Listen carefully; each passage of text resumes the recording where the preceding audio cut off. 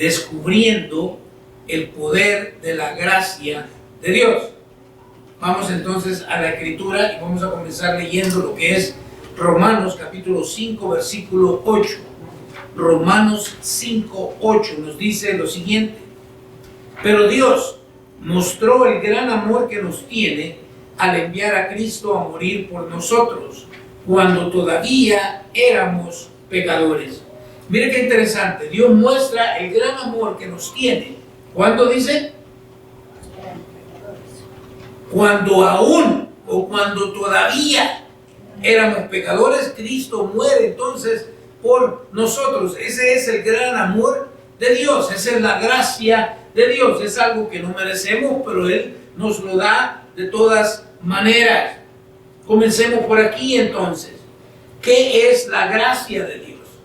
Porque para poder entender, tenemos que comprender qué es verdaderamente la gracia de Dios. Bueno, la gracia de Dios es la bendición o su bendición o el favor generoso que Dios nos da sobre cada uno de nosotros.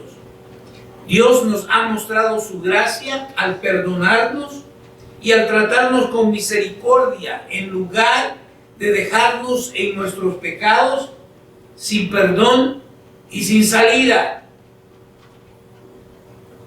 La gracia entonces ha hecho posible que la manifestación más maravillosa del amor de Dios para con nosotros. Esa es la gracia de Dios. Él estuvo dispuesto a enviar a su Hijo Jesucristo a morir en la cruz para que todos, cada uno de nosotros tengamos la oportunidad de recibir salvación y vida eterna. Salvación y vida eterna. Ninguno de nosotros lo merecía, pero Dios en su infinito amor decidió concedernos ese gran regalo. Es un regalo de Dios que no merecemos. Comencemos entonces por aquí con el punto número 1. Somos salvos por su gracia. Somos salvos únicamente por su gracia. Y quiero que vaya al libro de Efesios capítulo 2 versículos 8 y 9 y leemos lo siguiente: Dios los salvó por su gracia cuando creyeron. Ustedes no tienen ningún mérito en eso. Es un regalo de Dios. La salvación no es un premio por las cosas buenas que hayamos hecho, así que ninguno de nosotros puede jactarse de ser salvo. Mire qué tremendo. Dice que Dios nos salvó por su gracia. Ahora, ¿cuándo? Cuando creímos. Pero quiero que entienda, porque inmediatamente después nos dice, ustedes no tienen ningún mérito en eso. Entonces, ¿cómo fue que creímos? Bueno, a través de su gracia. Somos salvos por su gracia a través de la fe, pero esa fe también es dada por Dios en su gracia, para que nosotros podamos creer en Él. Por eso es que no tenemos ninguno de nosotros ningún mérito en eso.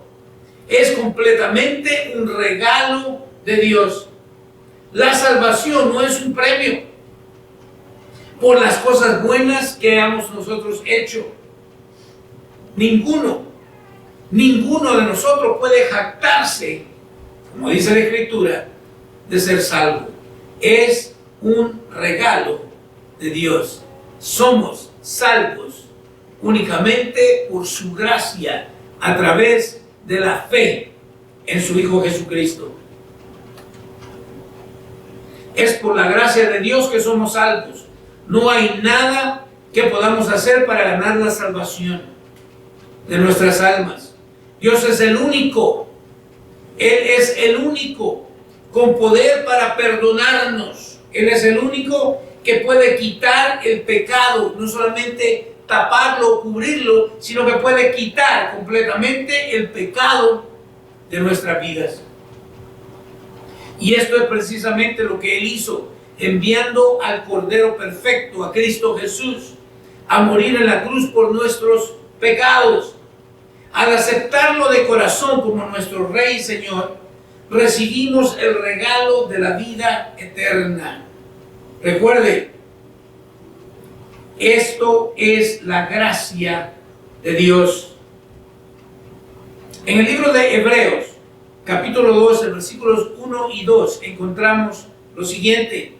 Nos dice la palabra: por lo tanto, ya que estamos rodeados por una enorme multitud de testigos de la vida de fe, quitémonos todo peso que nos impida correr, especialmente el pecado que tan fácilmente nos hace tropezar, y corramos con perseverancia la carrera que Dios nos ha puesto por delante. Esto es lo que sucedió al recibir la gracia de Dios nosotros.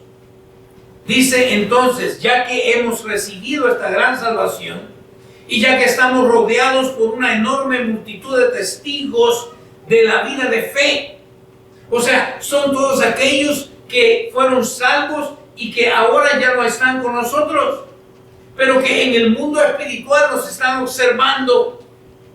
¿Qué es lo que debemos hacer entonces? Ya lo que nosotros no podíamos hacer, Dios lo ha hecho por nosotros. Y ahora viene la parte que nosotros debemos hacer por lo que Él ha hecho en nosotros, que es quitarnos todo peso que nos impida correr. Mire, si usted ha visto alguna carrera, algún atleta, usan una ropa muy liviana y no andan cargando mochilas o no, en la carrera solamente es la ropita fina que usan, y ahí a medida que van corriendo les van dando agua para que beban. ¿Por qué? Porque cualquier cosa que cause peso les estorba para correr. Dice, quitémonos todo peso que nos impida correr, especialmente el pecado. ¿Por qué el pecado? Porque este nos hace ¿qué? Tropezar. El pecado nos va a hacer siempre tropezar y no podemos correr, nos impide correr cuando tenemos pecado en nuestra vida, cuando seguimos practicando el pecado. Y dice, y corramos con perseverancia. Me encanta la carrera que Dios nos ha puesto por delante. Dios nos ha trazado una carrera, es la carrera de la fe, y tenemos que correrla. Y aunque quizás tropecemos, debemos examinarnos a nosotros mismos y ver si hay algún pecado que nos esté estorbando, que nos esté dando peso, que nos impida correr la carrera que Dios ha trazado para cada uno de nosotros. El versículo 2 nos dice, Hebreos 12:2, esto lo hacemos, mire, ahora nos da el cómo podemos hacerlo. Esto lo hacemos al fijar la mirada en Jesús, el campeón que inicia y perfecciona nuestra fe. Debido al gozo que él esperaba, Jesús soportó la cruz, sin importarle la vergüenza que ésta representaba. Ahora está sentado en el lugar de honor junto al trono de Dios. Mire qué excelente. ¿Cómo lo hacemos entonces? ¿Cómo nosotros podemos permitir que esta gracia de Dios que nos ha dado salvación ahora nos ayude a vencer el pecado en nuestras vidas? ¿Qué es lo que dice? Esto lo hacemos al fijar. Fijar es mantener puesta nuestra vista en Jesús. ¿Qué dice? El campeón. El campeón, Cristo es el campeón. ¿Por qué? Porque Él es el que inicia y ¿qué dice? Y perfecciona. ¿Se da cuenta? No es nuestra. La fe no es nuestra. Él nos las ha dado. Por eso Él es el que ¿qué? Él es el que la inicia y Él es el que la perfecciona. Y por eso es que tenemos que mantener nuestra mirada fija en Él.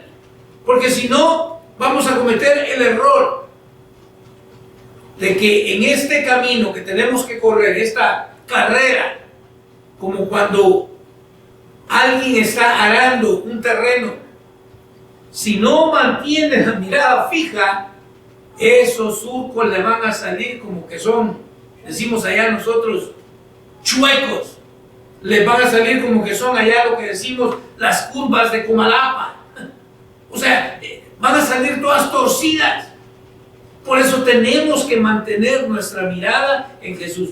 No la ponga, jamás ponga su mirada en el líder, en el predicador.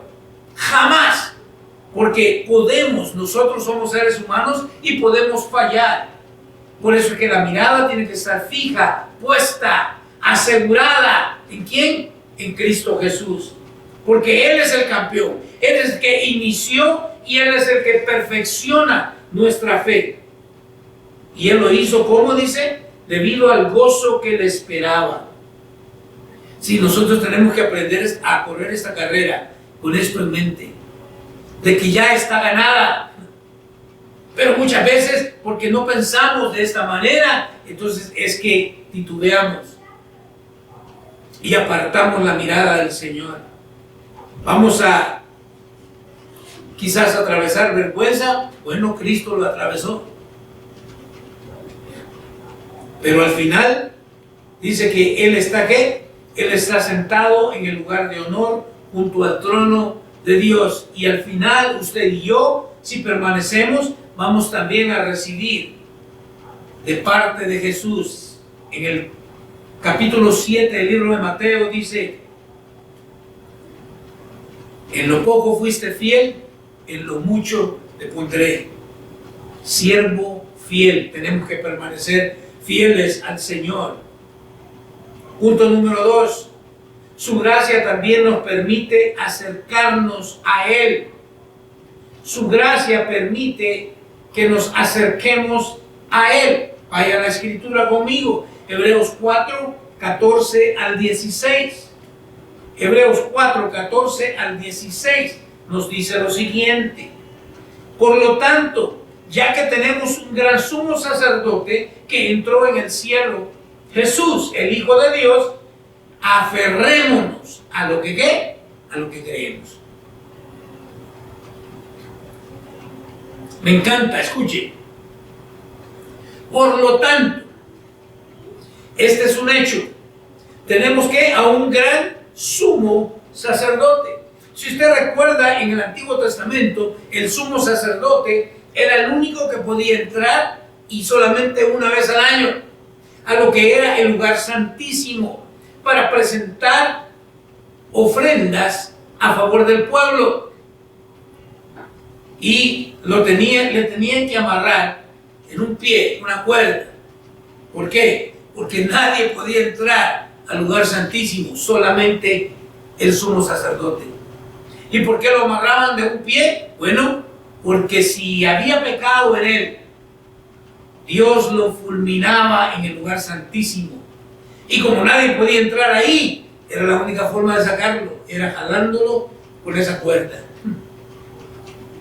Ahora nosotros tenemos, ¿qué dice?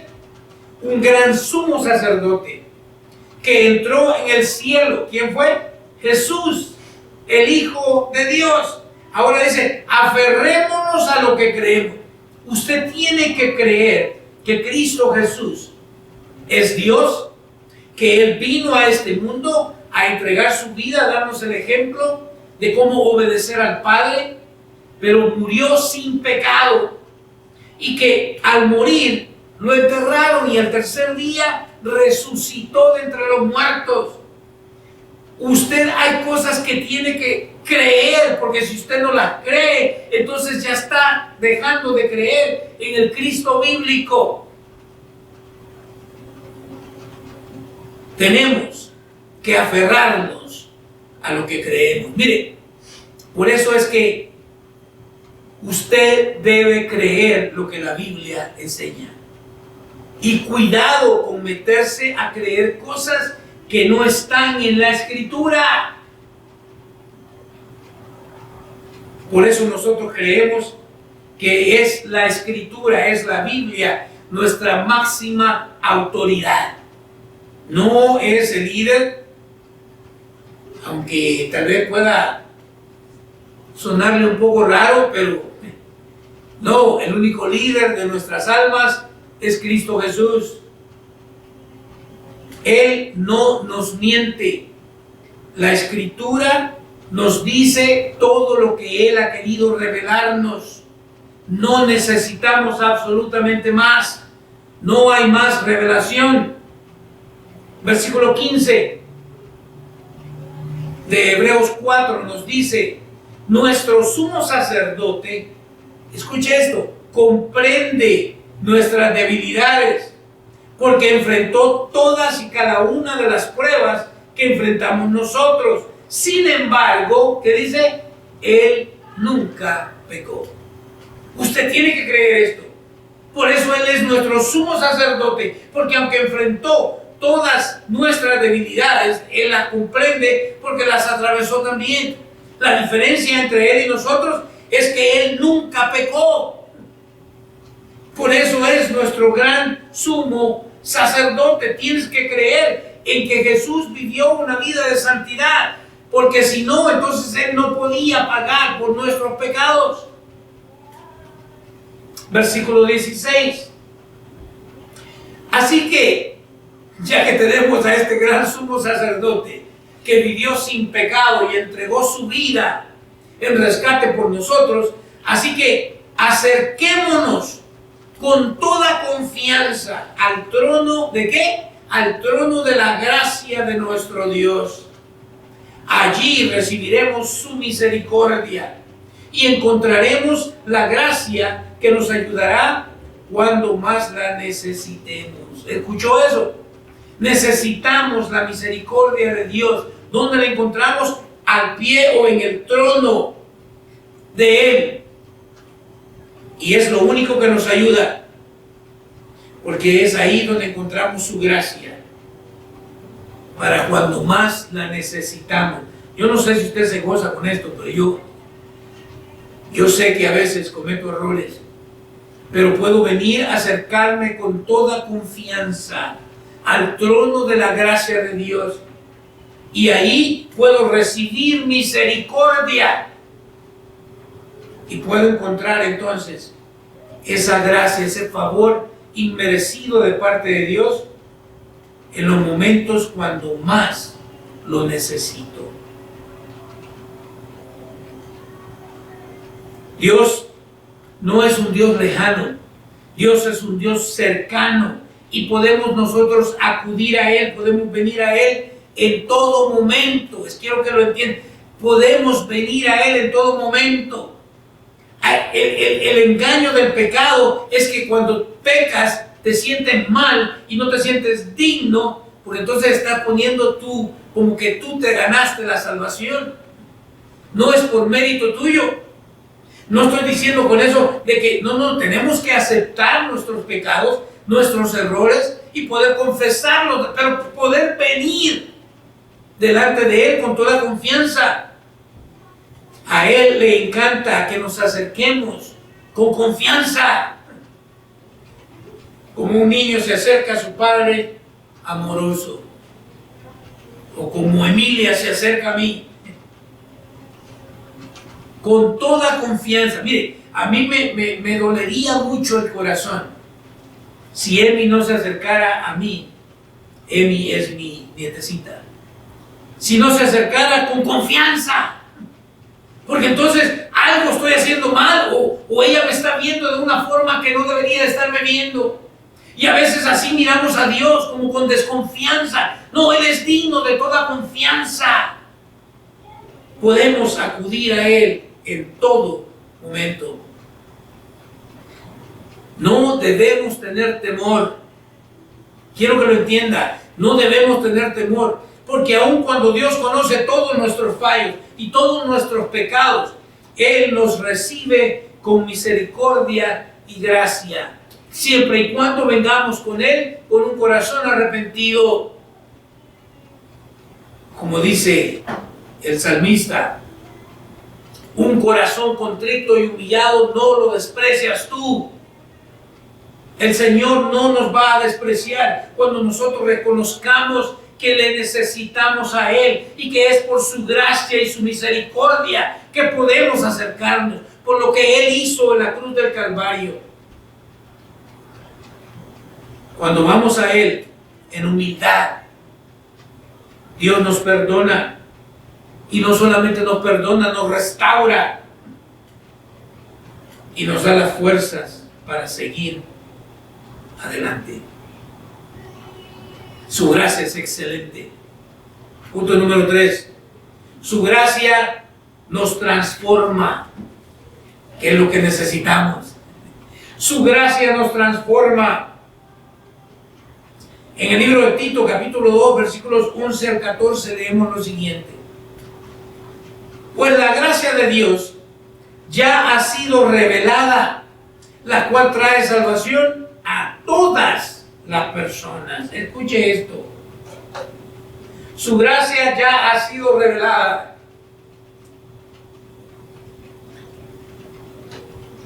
Y es esa gracia la que trae salvación. Versículo 12 nos dice, y se nos instruye a que nos apartemos de la vida mundana y de los placeres pecaminosos. En este mundo maligno debemos vivir con sabiduría, justicia y devoción a Dios. Mire, de este versículo podríamos predicar cómo vivir en este mundo maligno. ¿Cómo? Con sabiduría, con justicia y devoción a Dios. Me encanta. Se nos instruye a que nos apartemos de la vida mundana, a no vivir como vive el mundo. Porque el mundo no tiene esperanza, porque el mundo no le conoce. Pero el creyente sí le conoce y por eso podemos vivir, por eso podemos venir y acercarnos confiadamente al trono de su gracia y pedir, si es que no tenemos la sabiduría, pedirla y Él nos la va a dar. A vivir con sabiduría, hay que vivir como sabios, no como necios. Hay que vivir de una forma justa y con devoción a Dios. Nuestra devoción debe ser a Dios por sobre todo. Recuerdo a Pedro y a Juan, que son castigados, son maltratados, son golpeados y les dicen que no sigan predicando en el nombre de Jesucristo. ¿Y qué es lo que dicen? Juzguen ustedes si es que debemos obedecerles a ustedes o a Dios primero.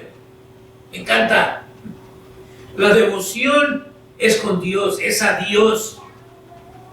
Pero debemos vivir con sabiduría y justicia. El verso 13 nos dice lo siguiente. Mientras anhelamos con esperanza ese día maravilloso en que se revele la gloria de nuestro gran Dios y Salvador, Jesucristo. Esperamos ese día, anhelamos ese día. ¿Cuál día? En que Cristo regrese y revele su gloria. Cuando Él reine por completo, cuando este mundo, cuando toda la maldad de este mundo perverso se acabe y podamos vivir con Él. El verso 14 nos dice lo siguiente. Él dio su vida para liberarnos de toda clase de pecado, para limpiarnos y para hacernos su pueblo, totalmente comprometidos a hacer buenas acciones. Me encanta. ¿Para qué dio su vida Jesús? Para liberarnos de toda clase de pecado. ¿Qué es el pecado que te hace caer muy fácilmente?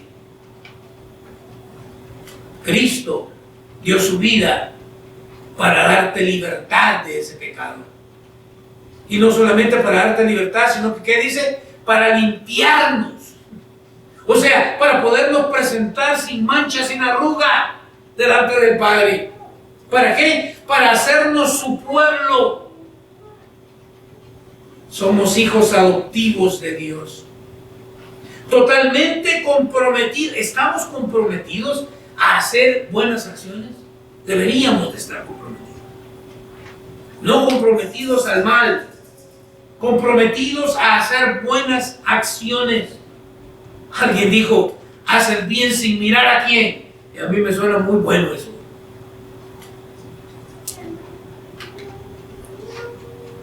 Recuerda cuando Cristo Jesús en una ocasión les llama o les apoda o les pone por sobrenombre a dos de sus discípulos, hijos del trueno, porque estos estaban listos para orar y que Dios mandara fuego del cielo y consumiera a esta gente mala, perversa, a los samaritanos. Y el Señor tiene que cambiarles la mentalidad. Porque la verdad es que ninguno de nosotros merece la gracia de Dios. Por eso es gracia, porque no la merecemos, pero Él nos la da. Debemos estar comprometidos a hacer buenas acciones. La gracia de Dios no solo trae la salvación y el perdón de nuestros pecados, sino que también transforma y nos ayuda a obedecer a Dios en nuestro diario vivir. Por eso que Dios no es un Dios del fin de semana, no. Dios es Dios todos los días. Todos los días tenemos que nosotros venir a Él, permitirle a la gracia de Dios que perdone nuestras ofensas, que nos transforme, que nos ayude a vivir una vida de obediencia.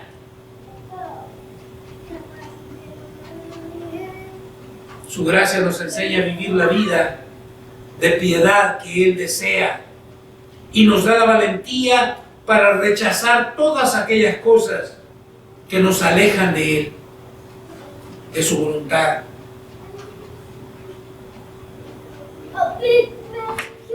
Número 4. Su gracia es abundante y es para todos. Escúchelo, su gracia es abundante y es para todos. En Romanos 5, capítulo 5, versículos 12 al 17, mira lo que nos dice. Me encanta porque esto es evangelio puro. Cuando Adán pecó, el pecado entró en el mundo y el pecado de Adán introdujo la muerte, de modo que la muerte se extendió a todos, porque todos pecaron. Este es un trago amargo para mucha gente que no quiere comprender. Que cuando el Señor creó a Adán, ahí estábamos representados todos nosotros. Y cuando Él pecó, el pecado entonces entró en la raza humana. Ahí dice entró en el mundo, pero entró en la raza humana. Y el pecado de Adán introdujo la muerte. Pónganse a pensar, Dios no nos creó para que muriéramos, pero es el pecado el que introduce la muerte. De modo que la muerte se extendió a todos. ¿Por qué? Porque todos pecaron. Es fácil de entenderlo. Versículo 13. Es cierto, la gente ya pecaba aún antes de que se entregara la ley. Ya saltó de Génesis ahora a el Éxodo con Moisés. Es cierto, la gente ya pecaba aún antes de que se entregara la ley, pero no se le tomaba en cuenta como pecado porque todavía no existía ninguna ley para violar. O sea que la ley nos viene a mostrar los pecadores que somos, los desobedientes que somos. Cuando vamos conduciendo el auto y la luz se pone amarilla y todavía le damos para ver si me puedo, decimos, comer la luz roja. Ahí está, la luz es la ley y lo único que me está mostrando es lo desobediente que soy.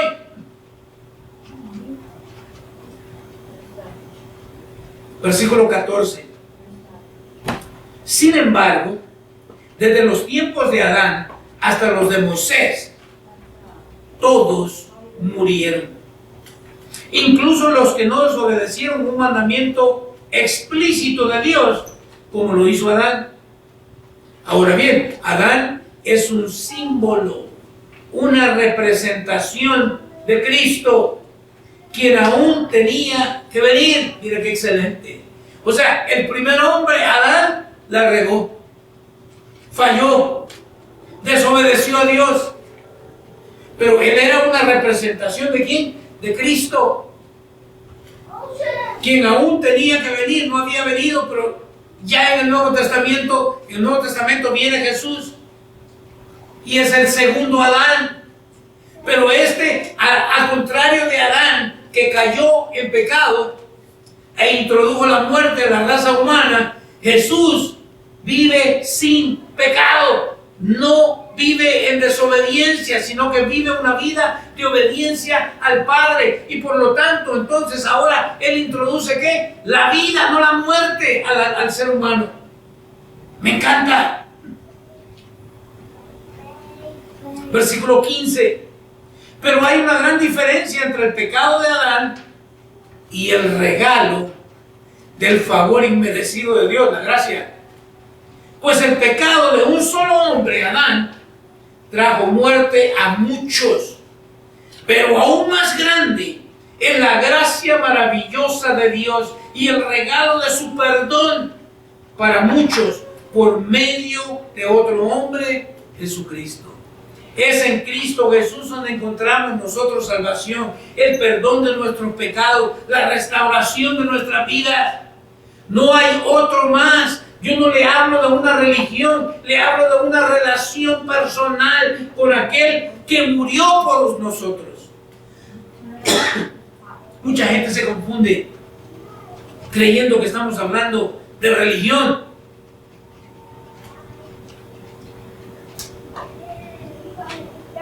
No estamos hablando de religión.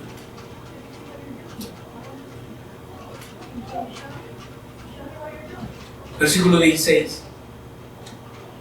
Nos dice, y el resultado del regalo del favor inmerecido de Dios es muy diferente de la consecuencia del pecado de ese primer hombre. Pues el pecado de Adán llevó a la condenación. Miren nada más.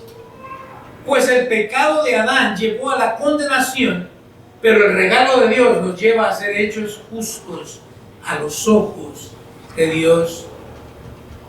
A pesar de que somos culpables de muchos pecados, me encanta.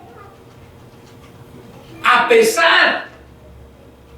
No es como que Dios no ignora el pecado. No lo ignora. Aquí nos dice muy bien. A pesar de.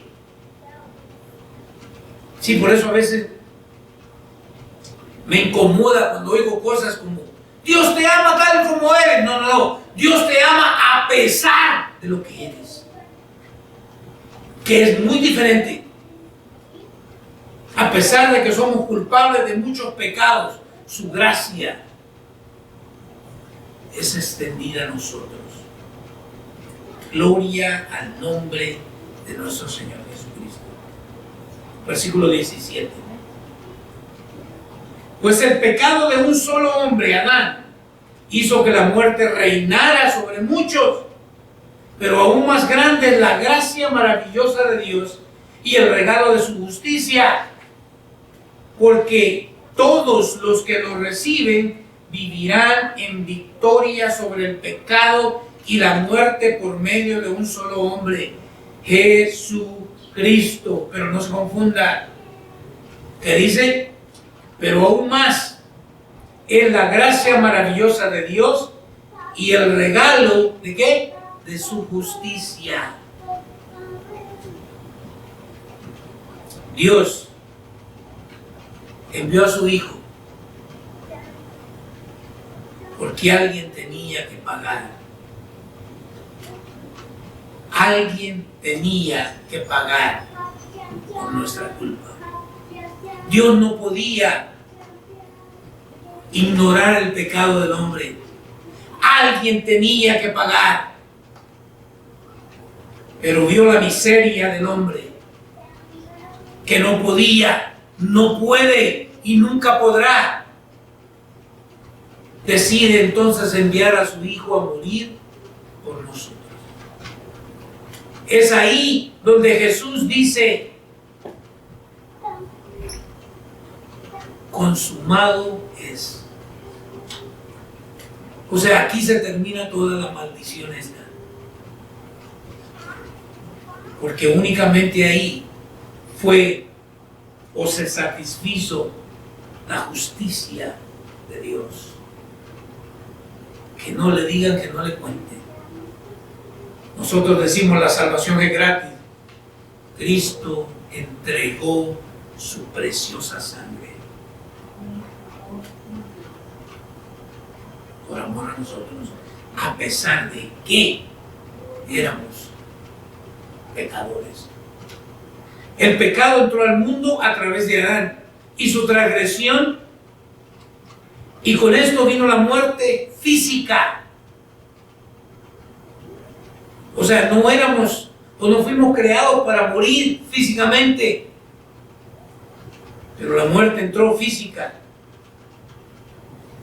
Sin embargo, Dios no nos dejó abandonados a nuestra suerte. ¿Cuánto le dan gracias a Dios por eso? No nos dejó ahí aventados, bueno, ya se amolaron, ahora ahí vean qué hacen. No, ese no es al Dios al que yo sirvo. Lo siento. Él tomó la iniciativa. Lea Génesis. Lea Génesis, los primeros 3 capítulos, y usted se va a dar cuenta. Él toma la iniciativa, envía a Jesús, y a través de él nos concedió la gracia abundante que está al alcance de todos. La tristeza más grande es que no todos quieren la gracia de Dios. O como he dicho yo anteriormente, hacemos a veces de la gracia una desgracia para nosotros.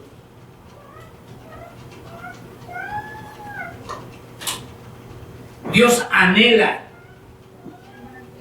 que nosotros dejemos, que abandonemos el pecado y que nos volvamos a Él. Yo sé que esto no va a sonar muy razonable o muy bueno para muchos, porque hoy no queremos predicar acerca del pecado. Pero Dios anhela que dejemos el pecado y que nos volvamos a Él. Que nos rindamos a su misericordia. Que aceptemos su gracia. Es por medio de Jesús que recibimos la vida eterna, el perdón de nuestros pecados, y es a través de Él que somos reconciliados con Dios. Me encanta. Ya vamos terminando. Punto número 5. Por su gracia somos justificados por medio de Cristo. O sea, somos declarados justos aun cuando somos pecadores. Me encanta. Romanos 3, 21 al 26. Romanos 3, 21 al 26. Esto ya lo hemos visto aquí en la iglesia porque estamos estudiando el libro de Romanos todos los miércoles. Pero ahora, versículo 21, pero ahora, tal como se prometió tiempo atrás en los escritos de Moisés y de los profetas, Dios nos ha mostrado cómo podemos ser justos ante Él sin cumplir con las exigencias de la ley. Me encanta. ¿Cómo? Dios nos ha mostrado a través de las Escrituras. Miren lo que dice el versículo 22. Dios nos hace justos a sus ojos cuando ponemos nuestra fe en Jesucristo. Y eso es verdad para todo el que cree, sea quien fuere. Pero recuerde, ¿quién nos da esa fe? Él mismo. Él es el autor y consumador de nuestra fe. No viene de nosotros. Versículo 23 nos dice, pues todos hemos pecado. Nadie puede alcanzar la meta gloriosa establecida por Dios. Nadie. Es imposible que el ser humano alcance la meta gloriosa establecida por Dios, a menos que ¿qué? Que reciba la gracia, el don, el regalo inmerecido de Dios. 24. Sin embargo, en su gracia, Dios gratuitamente nos hace justos a sus ojos por medio de Cristo Jesús, quien nos liberó del castigo de nuestro... Mire, constantemente está el pecado, el pecado, el pecado. Yo no sé por qué ahora no queremos predicar del pecado. Entonces, ¿cómo vamos a encontrar salvación? Sin embargo, en su gracia, Dios gratuitamente nos hace justos a sus ojos por medio de Cristo Jesús, quien nos liberó. Él nos liberó tiempo pasado del castigo de nuestros pecados. 25. Pues Dios ofreció a Jesús como el sacrificio por el pecado. Las personas son declaradas justas a los ojos de Dios cuando creen que Jesús sacrificó su vida al derramar su sangre. Ese sacrificio muestra que Dios actuó ¿cómo? Con justicia cuando se contuvo y no castigó a los que pecaron en el pasado. ¡Wow! O sea, salvo por gracia a través de la fe, ha venido siempre desde el principio, desde el Antiguo Testamento. Pero el hombre se aferra a querer obedecer la ley cuando es incapaz, es imposible.